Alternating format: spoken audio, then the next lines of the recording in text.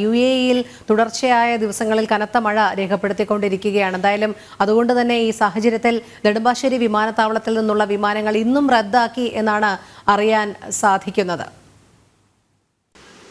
രോഹിണി, ഇന്നലെ രാത്രി 12:15 പുറപ്പെടേണ്ട വിമാനം അത് ദുബായിലേക്ക് പോകേണ്ടതായിരുന്നു. അത് ഇന്ന് ഉച്ചയ്ക്ക് 12:15 പുറപ്പെടും എന്നാണ് അറിയിച്ചിട്ടുള്ളത്. അതുപോലെ തന്നെ ഇന്ന് രാവിലെ 10:30 ദോഹയിലേക്ക് പുറപ്പെടേണ്ട വിമാനത്തിലും ഇതേ രീതിയിൽ മാറ്റം വരുത്തിയിട്ടുണ്ട്. അതും ഉച്ചയ്ക്ക് 12 മണിക്ക് ശേഷമേ പുറപ്പെടൂ എന്നാണ് അറിയിച്ചിട്ടുള്ളത്. ഇതേ സാഹചര്യത്തിൽ തന്നെ ഇന്ന് പുലർച്ചെ ദുബായിൽ നിന്നും ദോഹയിൽ നിന്നും എത്തേണ്ട ഓരോ വിമാനങ്ങൾ അവിടെ നിന്നും റദ്ദ് ചെയ്യുന്ന സാഹചര്യവും ഉണ്ടായി.